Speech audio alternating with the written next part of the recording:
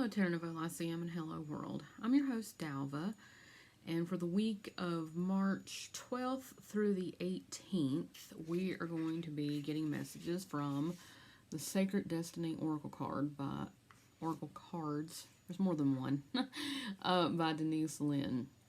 I just love this box. This nice, pretty purple celestial theme going on here. But before we get started, a few announcements. So, first and foremost, tomorrow, the 13th, I'd like to say happy birthday to one of the best coworkers ever and my Pisces pal, Jenny Moore. Happy 40th. I hope it's fantastic. We have a couple of things coming up at the Terra Nouveau. So, I believe it's this Wednesday. Kim, correct me if I'm wrong. Kim is hosting a writers, lovers, spill the tea chat for everyone who is already a writer, wants to be a writer, interested in connecting with other folks in the community. Kim is hosting that this Wednesday. And again, if I'm wrong, Kim, please correct me. This coming Sunday, the 19th, we will be celebrating the Aries new moon and the vernal equinox. So this is the astrological new year. We'll be talking astrology, probably pulling some cards, and just kind of like, what does that mean and where we're at, okay? I like to set intentions, so if there's something that you're really wanting someone to hold space for, or to help you hold space for, we're here for you, okay? Astrologically, and this is for everybody, and I would encourage everyone to go find an article. I always recommend Stephen Forrest. Saturn, the 7th, so last Tuesday, I believe it was. I had to look at the calendar. During that Virgo full moon. Okay. Oh, and for those of you who set intentions during the Pisces new moon, I've already released those during the Virgo full moon. So your intentions are out in the universe. But Saturn also moved into Pisces. Okay, this is going to be a shift in energy for the next 3 years as far as where we need to get serious, where we need to have some discipline, take some responsibility. So check out, there again, very fine article by Stephen Forrest on his website. I think that's forrestastrology.com. I'm not for certain, but go read up on that. Coming very, very soon, as in next Thursday. Yes, next Thursday. Pluto is moving into Aquarius. Now, it's not going to quite stay there. It's going to retrograde back into Capricorn. But this is kind of a big deal. Pluto doesn't change signs that frequently. But it will be in Aquarius for the next 20 years. So, again, you may want to check your chart. Check what that means in the grand scheme of things. When Pluto changes sign, it's kind of a big deal. Okay? So just heads up, these energies are shifting. So if things have been feeling a little tense, a little weird, maybe they've been flowing great, and that's not usual either. So you're like, oh, what's going on? There's a lot of things in the mix. Okay, so just be aware of that, and we'll talk about it the 19th. So that's 19th, that's Sunday at 3 p.m. Eastern. We'll be doing our our new moon, vernal equinox. Meetup, our new moon manifestation circle. So, all right, so let's get to the reading. Before we do that, let's take a nice deep cleansing breath in, because I know that was just a lot of stuff. So,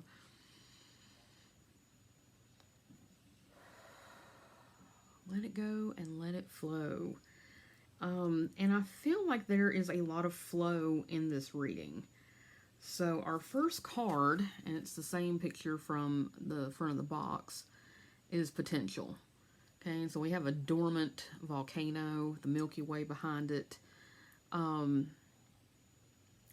that's a lot of power, that's a lot of pressure, that's a lot of hot, flowing kind of energy. So this feels like there's some stuff that we've been holding back. Like maybe we haven't been living up to our full potential. Like maybe we haven't been giving it 100%. This could be repressed emotions. Don't repress them, because they'll come out sideways like they always do, and it's never pretty. It won't be a dormant volcano then. It'll just be a full-on, terrifying, magma, lava explosion. Okay. But this feels more like potential. Like there's gifts inside of you, there's talents inside of you, there are things that you have held back for whatever reason. And that's not really clear. I mean, sometimes we're busy and we don't have time to devote to other activities or pursue things that we really care about. Sometimes it's fear. Sometimes we don't know. Okay, and I'm going to skip around here a little bit with the card order because with this potential, kind of tapping into those inner resources or those talents or all this that you've been kind of holding back. This is technically our third card, but I feel like it's a little bit more relevant to potential than the next card. Okay, so this one is voyage. We have humpback whales, which I do believe make the longest voyages of any mammal. Okay, talking about thousands and thousands and tens of thousands of miles yearly. But this feels like an inner voyage. It could be you go to a sacred landscape, or you go to a ley line somewhere, or a sacred landscape, sacred like burial sites. Okay, maybe on a vacation, but this actually feels more like an internal voyage, and perhaps that internal voyage is to find this potential. Okay, so this is moving, and remember that it's a journey, not a destination. Okay, so what you're learning along the way is as important as what you learn when you get to the end, if there is an end. Okay, internal voyages tend not to have ends, but I feel like there's this sort of, at the start of this last week here of Pisces and getting ready to move into Aries, that this is sort of, we're being asked to undertake a spiritual voyage. Okay. And I'm sitting here thinking, the sun's moving out of Pisces and going into Aries, and Aries initiates things. It's a beginning, but Saturn is also moving into Pisces, and this is where we're being asked to do the work.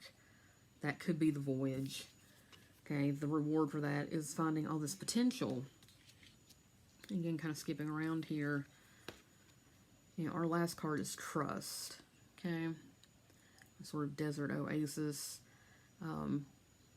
And deserts are deceptively barren, right? There's all this life, rich ecosystem in a desert. Historically, deserts are places where people voyage. They travel through the desert, frequently receiving revelation, maybe of their potential. Okay, so this feels like, again, making that inner journey, but trusting, asking for that help. If you don't have a meditation practice or a prayer practice, this would be a good time to take one of those up. And again, it's sort of receiving that internal guidance. Where do I go next in my voyage? Where is my potential when I get there? Okay, what do I do with my potential when I find it? Okay, trust that you're being guided. Trust that this serves a purpose. Trust that you are where you're supposed to be. Okay, and this brings us to technically the second card I pulled, but really I feel like this pulls it all together. Flexibility. Y'all can see that's a bamboo forest. There's a tiger. I really like tigers a lot. They're fun. Okay, but the bamboo is flexible. Okay, it also grows really, really fast. So this is, I think, a lot of potential for abundance, whatever that looks like to you. Okay, abundance can be a lot of things. Yes, it can be money, but I think it can also be, you have an abundance of potential. Okay, an abundance of people who care about you, an abundance of, maybe you have an abundance of time. And that may sound like one of those scary things, but maybe not. Like, what are you going to do with that time? Where do you want that to, how do you want that to bear fruit? Okay, but remaining flexible. This, again, it's voyage, folks. And that feels watery to me. Water, bamboo forest, all that's kind of flexible. We do have some water here as well as far as our imagery goes. Of course, there's that, the Milky Way sort of swirling swirling around there, but being flexible. Try to let go of any preconceived notion about what this void should look like. What should be the outcome of this? What should be, let go of all the shoulds. Just it's part of the journey itself. Okay, that's part of learning. Be flexible in it. Give yourself that time. Give yourself that space. And the more I'm sitting here with these cards and kind of getting this message from it, it does feel like the work of Saturn and Pisces.